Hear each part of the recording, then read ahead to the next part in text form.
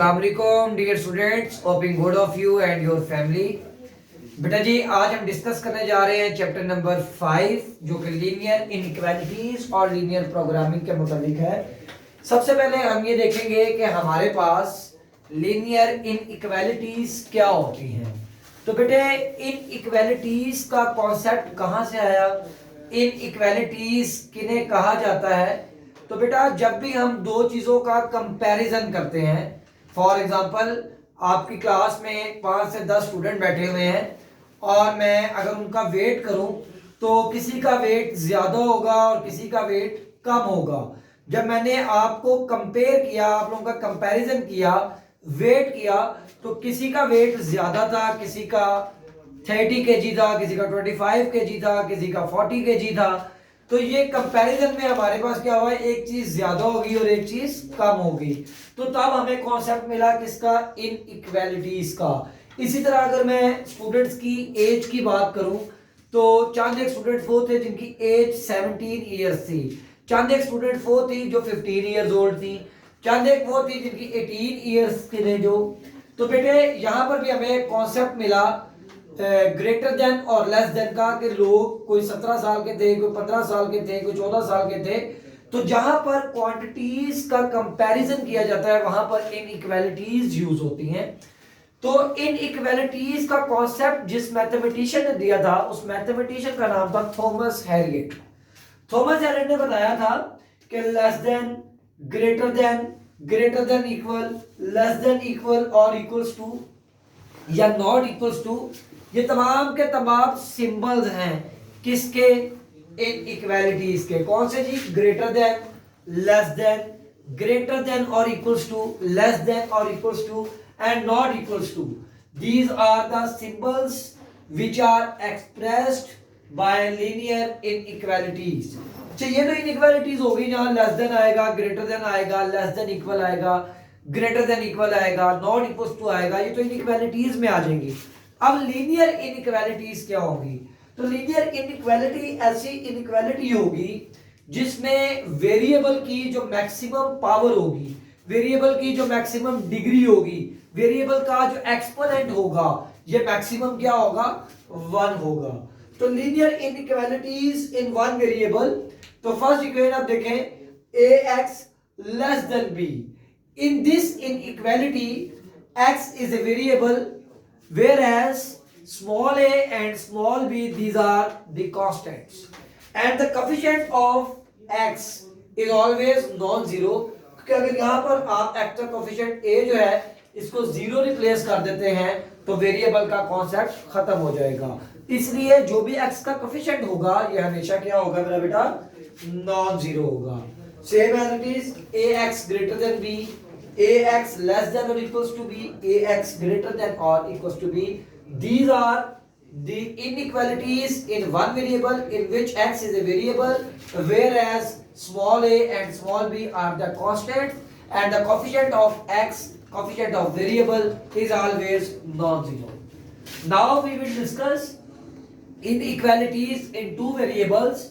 तो बेटे, two variables में ऑब्वियस है कि हमारे पास मैथमेटिक्स में जितने भी अल्फाबेट्स आ रहे होते हैं ये तमाम के तमाम वेरिएबल्स होते हैं।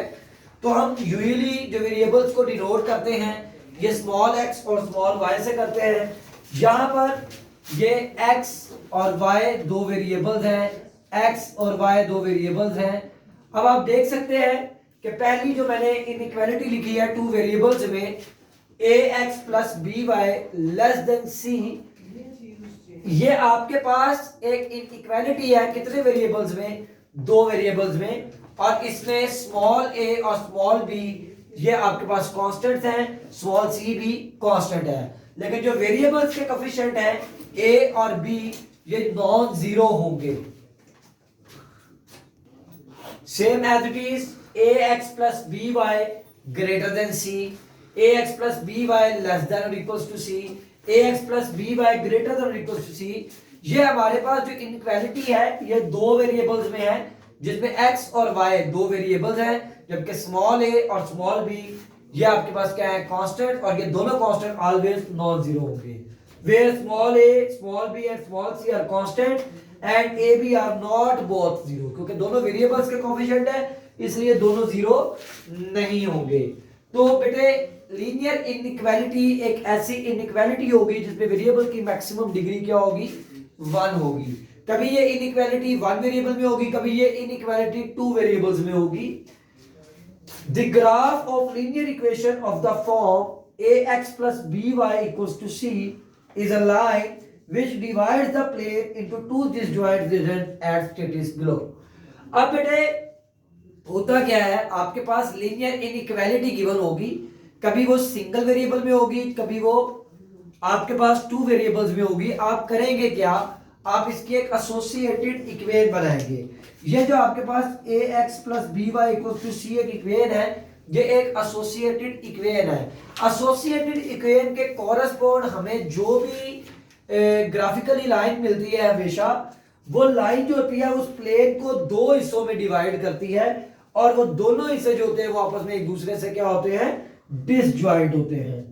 तो number 1, the set of ordered pairs X Y such that ax plus by less than c, यानी आप जब भी किसी भी इनइक्वालिटी को सॉल्व करेंगे x इंटरसेप्ट और y इंटरसेप्ट पॉइंट के 2 कोऑर्डिनेट्स आएंगे बेटा सेम एज इट इज, कभी वो inequality less than below the गई होगी, कभी वो ग्रेटर देन बिलो दी गई होगी।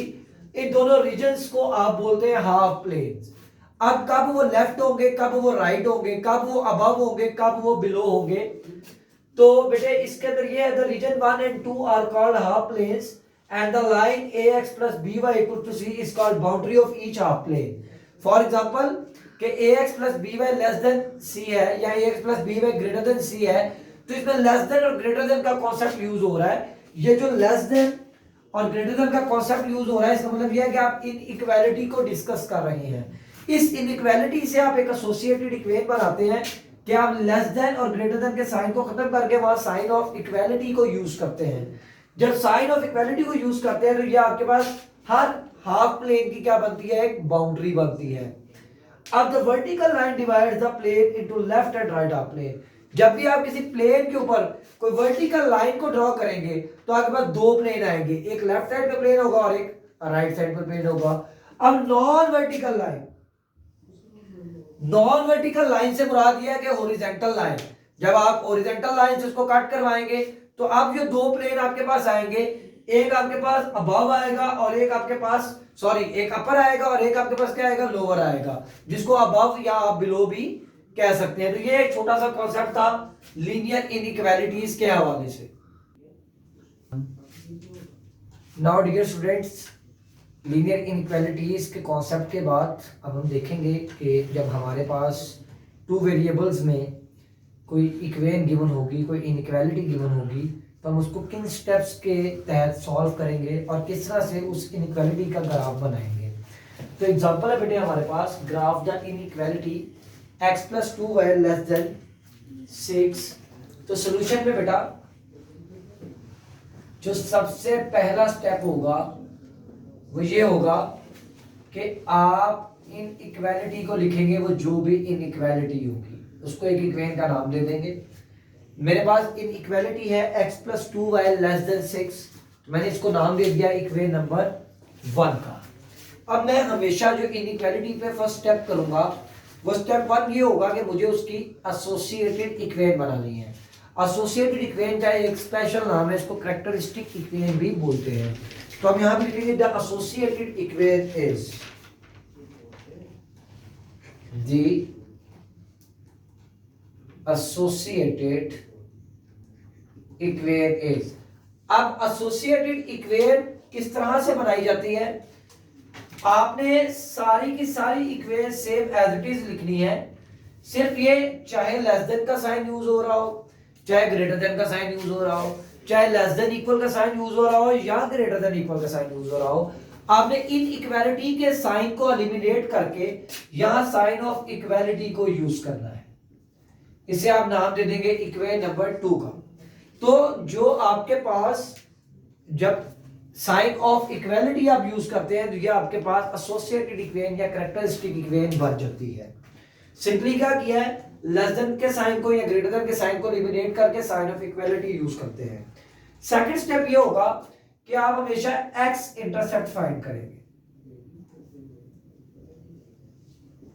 एक्स इंटरसेप्ट क्या होता है? एक्स इंटरसेप्ट में बेसिकली अगर आपके पास ये एक्स एक्सिस और वाई एक्सिस में बना रहा हूं, ये आपके पास कोई एक लाइन है जो एक्स को इस पॉइंट पर जो है वो टच कर रही है, तो एक्स इंटरसेप्ट में आपके पास एक्स का पॉइंट तो आएगा लेकिन वाई का पॉइंट कभी भी नहीं आएगा। इसलिए जब भी आपने एक्स इंटरसेप्ट फाइंड करना है तो आप हमेशा पुट करेंगे वाई को किसके इक्वल? 0 के इक्वल। और आपने इसको पुट करना था किसमें? एसोसिएटेड इक्वेशन में, क्योंकि जो हमें लाइन प्रोवाइड की जाती है वो सिर्फ और सिर्फ एसोसिएटेड इक्वेशन प्रोवाइड करती है, जैसा कि हमने थ्योरी में पढ़ा है। तो आप पुट करेंगे एक्स इंटरसेप्ट में y को 0 और उसको पुट कर देंगे एसोसिएटेड इक्वेशन में। एसोसिएटेड इक्वेशन नंबर 2 तो मैंने लिख दिया पुट इन 2, तो x प्लस 2 y की जगह आ जाएगा 0 equal to 6। This implies that यहां से x की वैल्यू आपके पास आ जाएगी 6। तो आपने इसको किस में लिखना होता है? ऑर्डर्ड पेयर में। तो x आपके पास 6 आ गया, तो y आपके पास क्या है? 0 है। x इंटरसेप्ट के बाद जो हमारा नेक्स्ट स्टेप होगा वो होगा y इंटरसेप्ट। हम y इंटरसेप्ट फाइंड करेंगे, तो हेडिंग देंगे y इंटरसेप्ट की। अब y इंटरसेप्ट में मुराद ये है कि कोई लाइन है जो y एक्सिस पर टच कर रही है। फॉर एग्जांपल ये वो लाइन है, तो यहां पे हमारे पास जो पॉइंट आएगा वो y का आएगा, वहां x 0 होता है। तो आप जब भी y इंटरसेप्ट फाइंड करेंगे तो आप पुट करेंगे x को 0 किस इक्वेशन में? इन इक्वेशन नंबर 2 जो हमारे पास एसोसिएटेड इक्वेशन होती है। तो ये बन जाएगा 0 plus 2y equals to 6। This implies that y equals to 3। यहां से ऑर्डर पेयर बन जाएगा आपके पास 0 और 3। तो बेटा जब आपने x इंटरसेप्ट और y इंटरसेप्ट फाइंड आउट कर लिया तो इसके बाद हम जो तीसरा स्टेप करेंगे वो उसकी हेडिंग होगी टेस्ट पॉइंट। टेस्ट पॉइंट किस तरह फाइंड आउट किया जाता है? टेस्ट पॉइंट क्या है? टेस्ट पॉइंट के लिए हमेशा बेटा आप x को भी 0 पुट करेंगे और y को भी 0 पुट करेंगे इन इक्वेशन नंबर 1। जो इनइक्वालिटी होती है, जो हमारा क्वेश्चन गिवन होता है, उसमें x की जगह 0 और y की जगह 0 पुट किया जाता है। तो ये आ जाएगा 0 प्लस 2, y की जगह आ जाएगा 0 लेस देन 6। तो 0 लेस देन 6, तो कहते हैं 6 ग्रेटर होता है और 0 क्या होता है जी? लेस होता है। तो ऑब्वियस है वो क्या कह रहा है? ट्रू कह रहा है, तो आप यहां लिख देंगे ट्रू। अब जो लास्ट स्टेप है वो ये होता है बेटे कि आपने इसका ग्राफ बनाना होता है।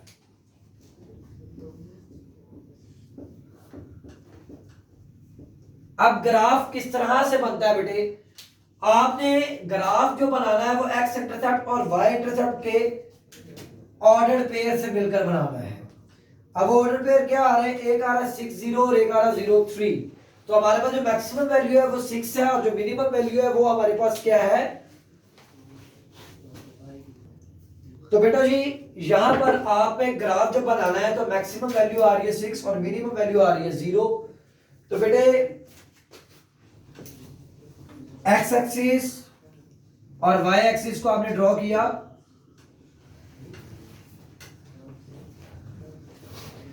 ये वो पॉइंट है जहां पर एक्स एक्सिस और वाई एक्सिस आपस में एक दूसरे को आकर मीट कर रहे हैं।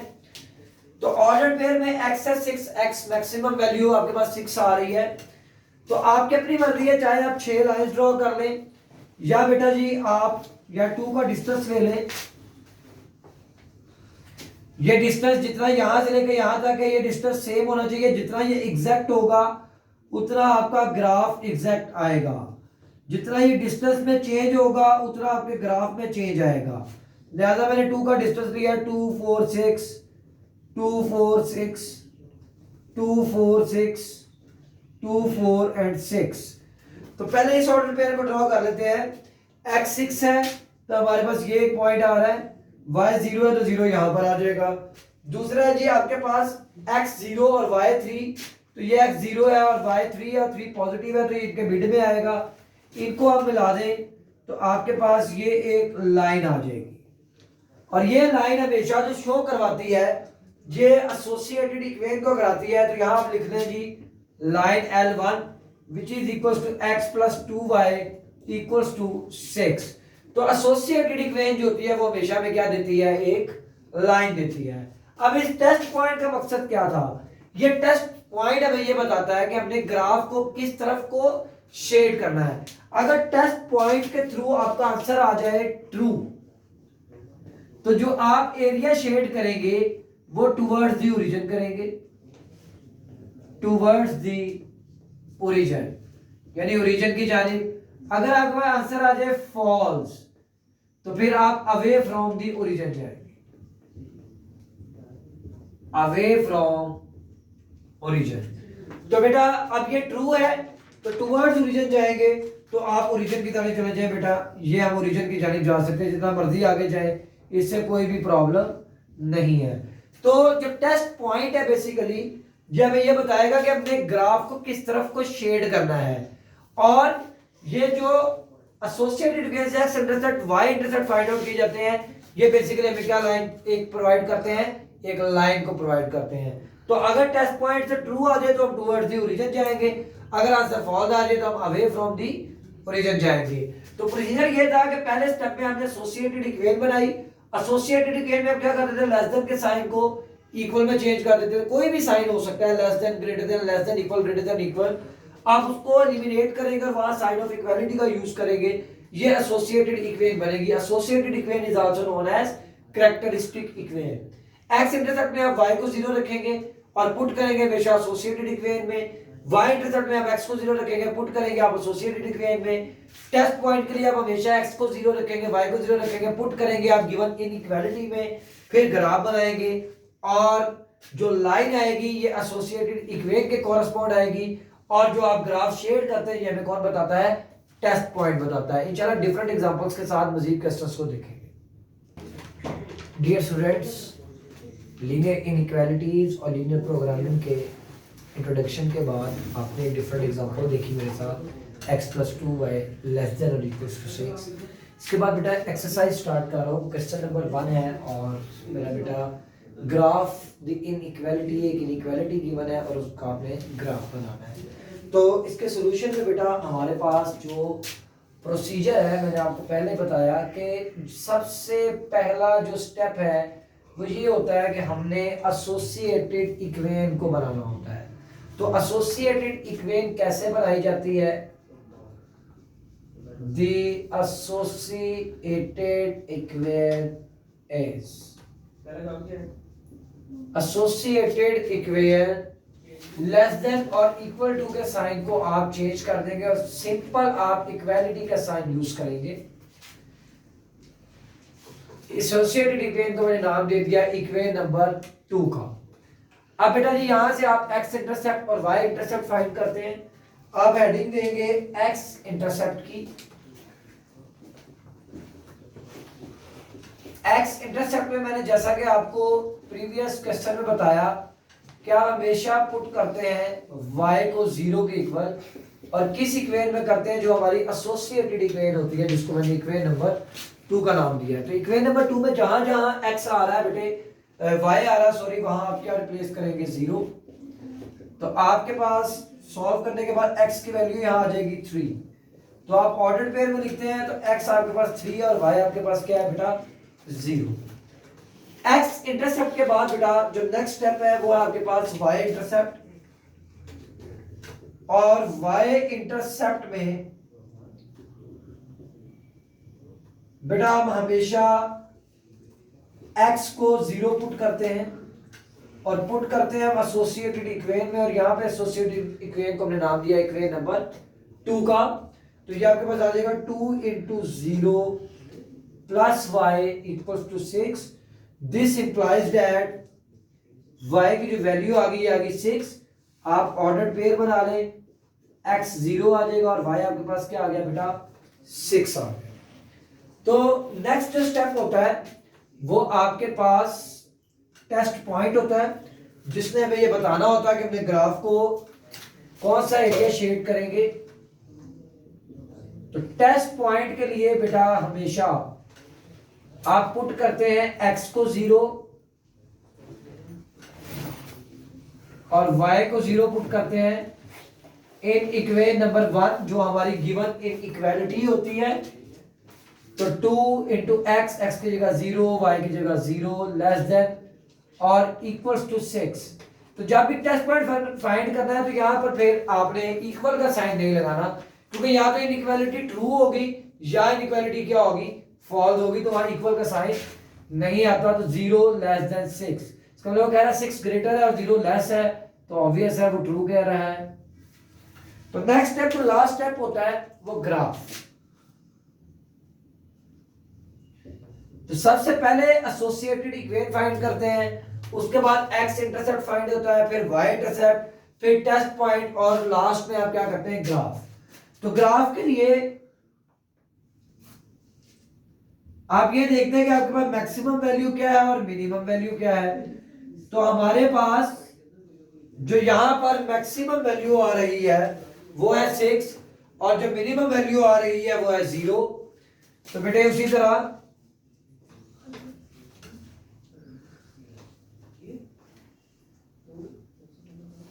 तो मैंने 2 का गैप रख लिया बेटे, 2 4 6, 2 4 एंड 6। तो बेटा जो एक्स इंटरसेप्ट से ऑर्डर पे आया वो है 3 0। तो ये आपके पास पॉइंट आ जाएगा 3 0 का। सेम एज इट इज 0 और 6, तो ये 0 और बेटा ये पॉइंट आ गया 6 का। इनको आप मिला देंगे तो आपके पास ये एक लाइन आएगी, इस लाइन को मैं बोल रहा हूं L1 और ये इक्वल है 2x plus Y equal to 6। अब हमें टेस्ट पॉइंट ये बताएगा कि हमने कौन सा एरिया शेड करना है, आया लाइन से ऊपर की तरफ रहना है या लाइन से नीचे की तरफ आना है, अवे फ्रॉम द ओरिजिन आना है या अबव फ्रॉम द ओरिजिन आना है। तो अगर ये ट्रू है तो आप टुवर्ड्स ओरिजिन आएंगे, अगर ये फॉल्स है तो आप अवे फ्रॉम द ओरिजिन आएंगे। तो ये ट्रू है तो आप टुवर्ड्स ओरिजिन आएंगे। तो ये आपका ग्राफ जिसे आप शेड करेंगे। तो प्रोसीजर ये होता है बेटा, सबसे पहले आप लोग एसोसिएटेड इक्वेशन बनाते हैं, सेकंड स्टेप में बेटा एक्स इंटरसेप्ट फाइंड करते हैं, थर्ड स्टेप में बेटा वाई इंटरसेप्ट फाइंड किया जाता है, और उसके बाद आप टेस्ट पॉइंट फाइंड करते हैं, और लास्ट में आप ग्राफ बनाते हैं और उसको शेड करते हैं। किस तरह से कि अगर ट्रू है तो टुवर्ड्स द ओरिजिन और अगर फॉल्स है तो अवे फ्रॉम द ओरिजिन। तो डियर स्टूडेंट्स, ये सारा प्रोसीजर है। क्वेश्चन नंबर 1 के जो रिमेनिंग पार्ट्स हैं ये आप खुद सॉल्व करेंगे इंशाल्लाह। नेक्स्ट वीडियो में जो है वो आपके साथ मिलेंगे। Thank you so much. Allah हाफिज, अपना बहुत सा ख्याल रखिएगा।